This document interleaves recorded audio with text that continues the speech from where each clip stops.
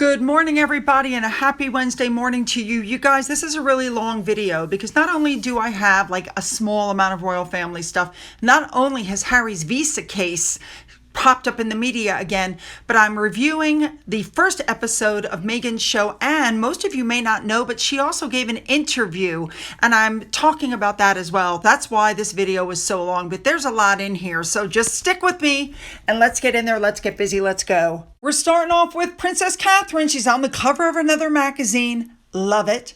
And we have another puff piece.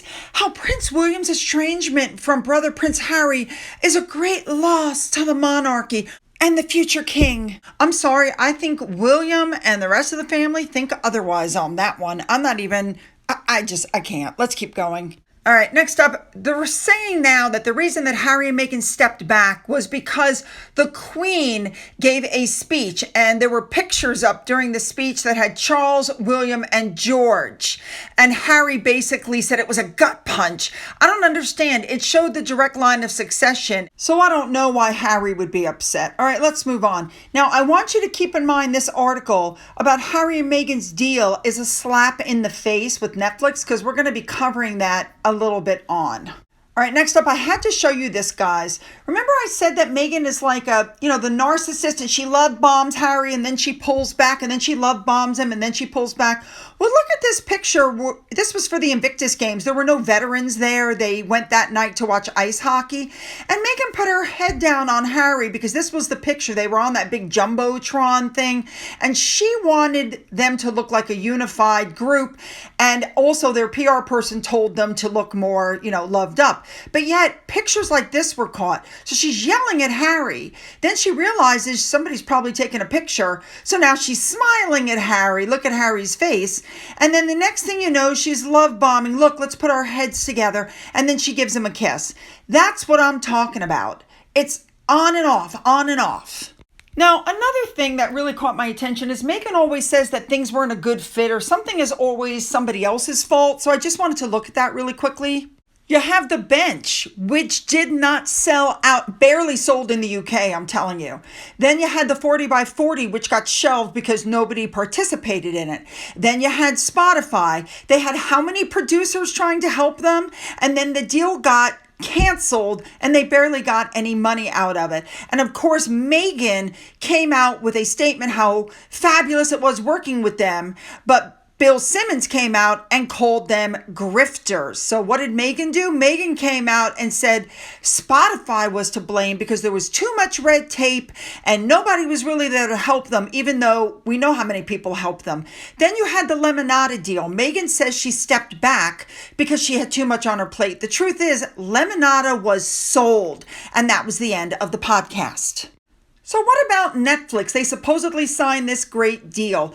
Well, they had to cancel Pearl. Remember, Meghan tried to sell Pearl for years. Come to find out, it was plagiarized, and the woman filed legal papers, and they dropped it. Then you had Live to Leave, which, remember, somebody else did, and they slapped their names on it, and it also absolutely bombed. Then after that, you had The Heart of Invictus, which we still do not even know how much of that money went to actually Invictus and how much did Harry pocket off of those athletes.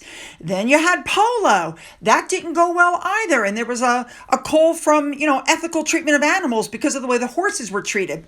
And how about the other stuff with Meghan? Well, there was Clever Blend, which we found out was full of lead. There was Sesta Collective. We found out they were barely paying those women to, weave the bags.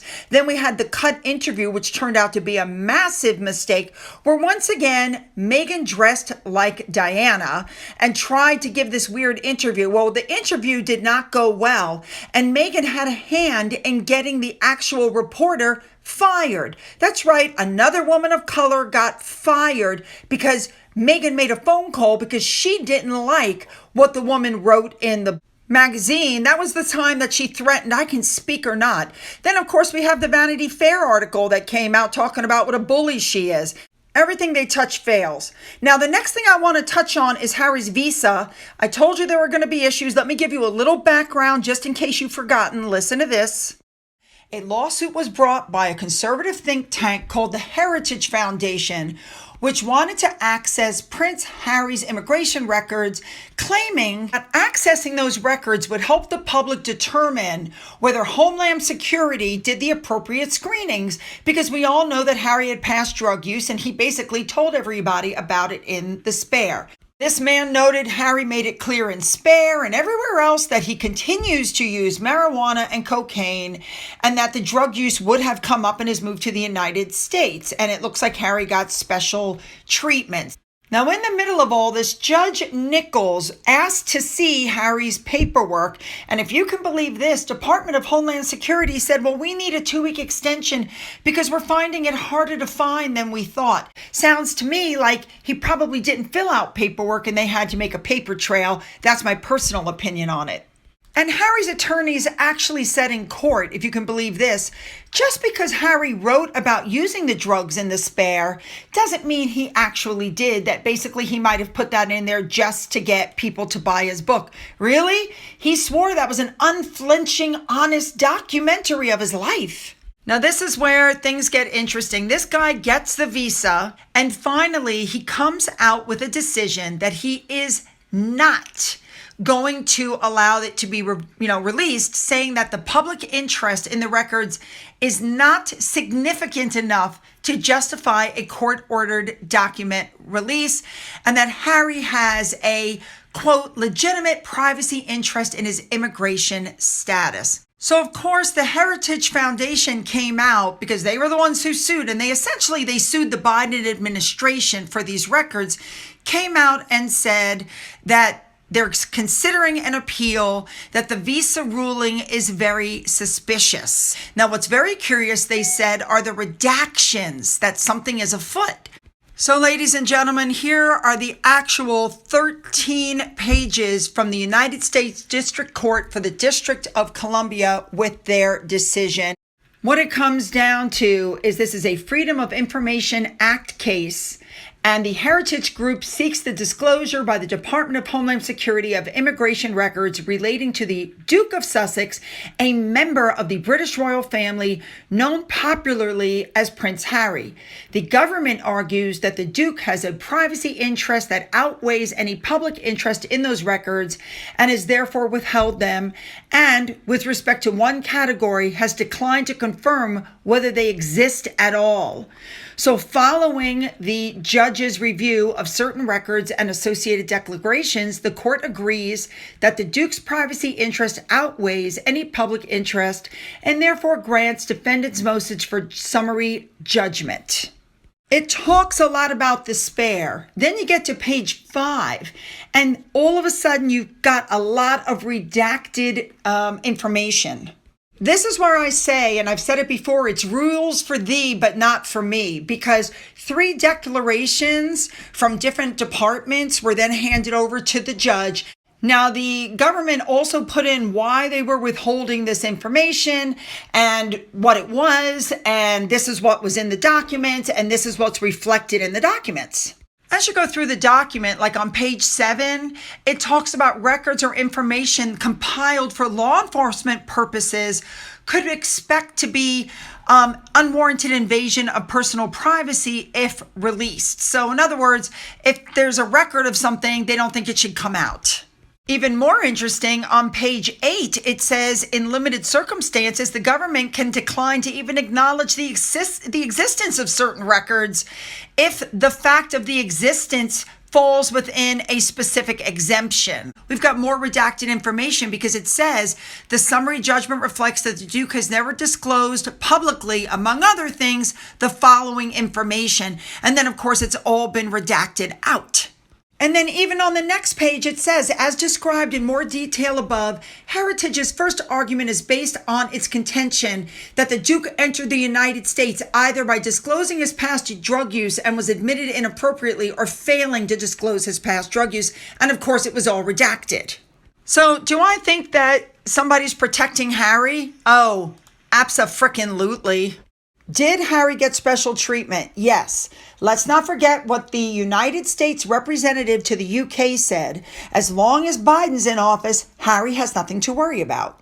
It does appear that there is a two-tiered system of justice, and the people that are self-appointed elitists get the special treatment. The Heritage Group has now filed a second lawsuit to get Harry's immigration papers because all we want to know is whether he lied about his drug use. So this case is going to go on, and there's going to be more stress for Harry. Oh, well.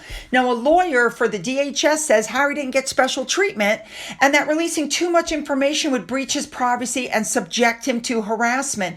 No one wants to know anything except, is he using drugs? He is the reason for this entire debacle. He's the one who wrote the spare. He's the one who said that he's using cocaine and marijuana. So what's happening now? Here's the catch up. Harry is facing some new scrutiny because the Trump administration has dug up more than 1,000 documents on his immigration file, and some of it is going to be made public. And this includes 217 records from the Office of the Secretary of State, which is equivalent to the UK's Foreign Secretary. Court filings show 517 potentially responsive records from the Bureau of Consular Affairs and 271 from the Office of the Legal Advisor and 2 from the Office of the Deputy Secretary of State. Now, they're all going to be reviewed with a Washington judge to decide what will be made public. This could be an issue because we've already shown through the redacted records that Harry has had some legal issues in the past that have not been made public. They could be made public. All right, I'll keep an eye on the story. We'll follow up as we go. But let's move on. If you can believe this, Angela Levin reported that Prince Harry requested $21 million loan from the British taxpayer for security costs for the upcoming Invictus Games. The Home Office and Treasury called the amount inappropriate, and sources said Harry requested the funds privately, hoping to bypass Parliament, high-risk concerns around the event. But officials criticized the proposition, especially from a non-working royal living abroad with, multi-millions in the bank. I completely agree. Okay, let's move on now. All right, let's move on now to Meghan Markle and her brand. She put some new statements out ahead of the season 2, which really isn't a season 2 of her as ever. It's another seasonal product drop that's going to coincide with the release of With Love. And you know what it is? It's orange marmalade. But people are pointing that you can't float a brand with a new random fruit spread being dropped every once in a while. It's a joke. I mean, you would think she created orange marmalade. I don't like the fact that the ingredients aren't on there, and I really don't like the fact that she's trying to tell people how to enjoy it. Like, really? Now, it appears that Meghan is really desperate. She's doing this PR blitz. It's like she's screaming, this is it. So she puts this video up also today. Lily just happens to toddle into the kitchen at just the right time to walk up to a picture that was gifted to Meghan by Harry, a picture of Guy. There just happens to be a beautiful bouquet of flowers artfully put behind it. Once again, Lily has messy hair and is in pajamas, and this is supposedly just a spontaneous moment.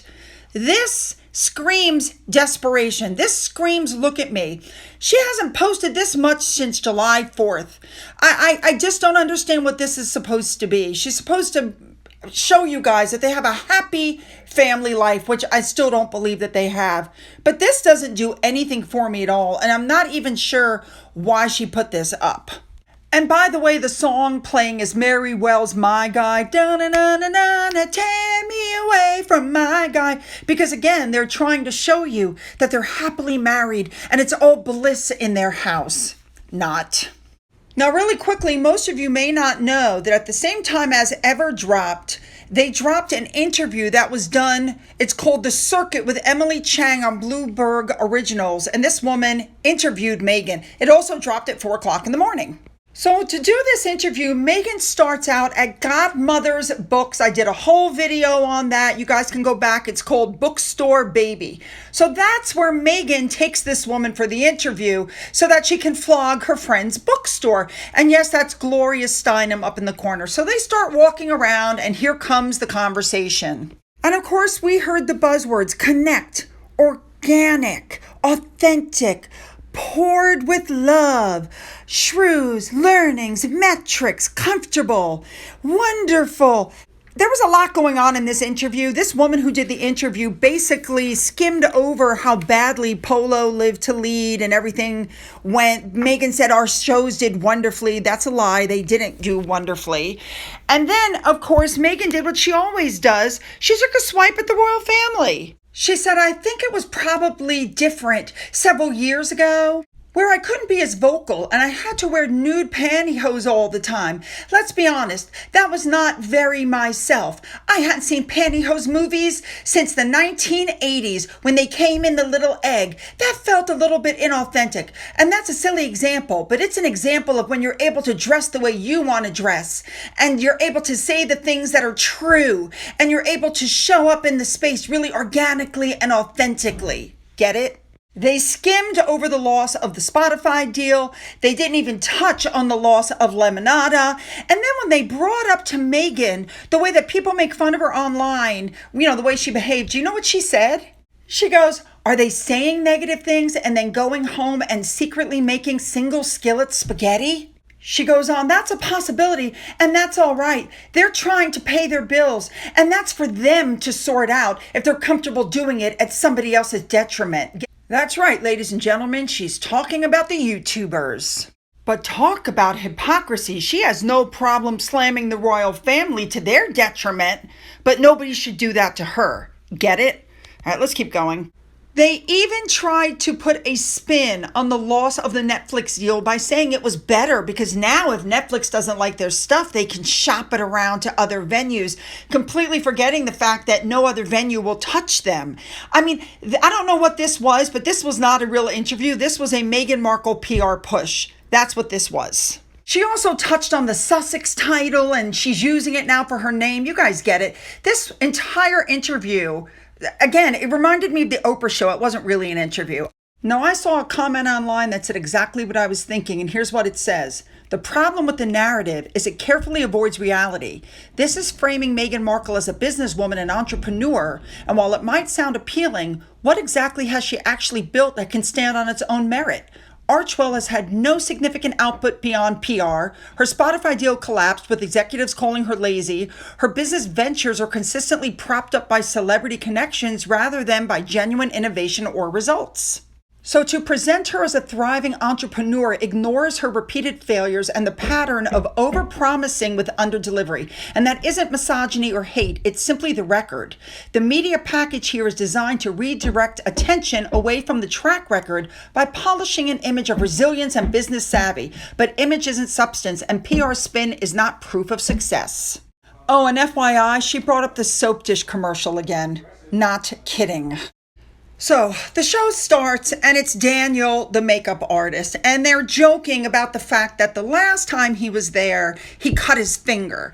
Meghan goes, well, it's really the knife's fault because you didn't have a big enough knife. So they start cooking, they're chopping onions, and Meghan starts talking about the two guests that they're going to have and what wonderful people they are. And then she touts them as good friends, which I'm thinking, absolutely not. These two have no clue who you are, and they're certainly not your friends. So they continue on. Meghan uses him to chop the onions, shred the cheese. She's going through this recipe. And the first thing that I can't help but notice is that her hair is hanging down practically in the food. Like, look at this. You guys see that? How unhygienic is that? Why can't she pull her hair back? Now, you know that this was taped months ago, because then you see Guy, the dog who passed away. Now, in the middle of this kitchen where they're cooking, Daniel pulls out his makeup. Go to the bathroom for that. Oh, and then Meghan puts makeup on him. I'm like, oh my God. Okay. So the two people come in. Meghan goes, what can I get you? Coffee? Now remember, she makes coffee in every show that she does, although she's already told people she doesn't like coffee. I'm not kidding. Now, at one point, the Guy chef says, we have to compete. It's a competition.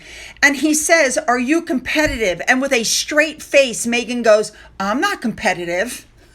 So Meghan goes, oh, well, here, you don't have to compete for these. And she hands them gifts. And there are these, I don't know, it's water marbling. She made them some kerchiefs. It's like something you did at summer camp. Then she takes them outside. Guess what they did?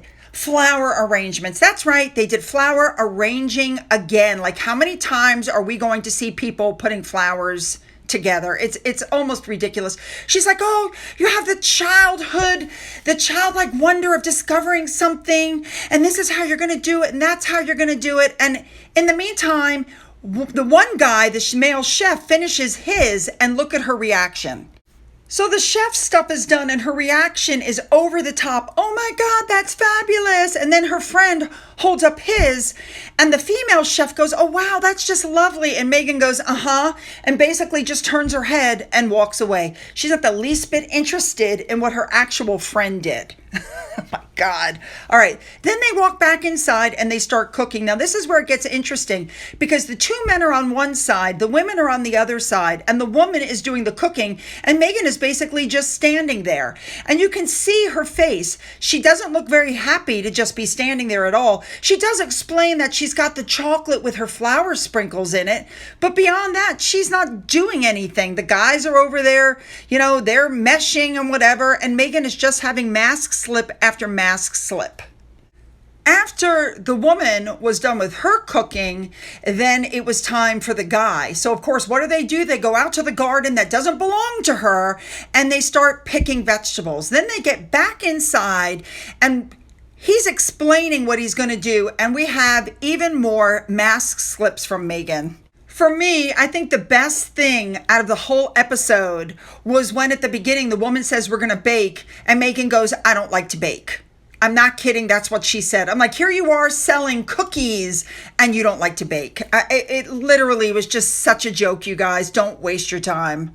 All right, you guys, you know what to do. Hit the like and the subscribe and the bell for all notifications. Don't forget to leave those comments. Then go down into the description box where you'll find the link to my Twitter, my Gettr, my Rumble, my email, a link to my second channel, a link to my father's book, which is still up for sale on Amazon, and a link to my Amazon wish list, as well as a physical address.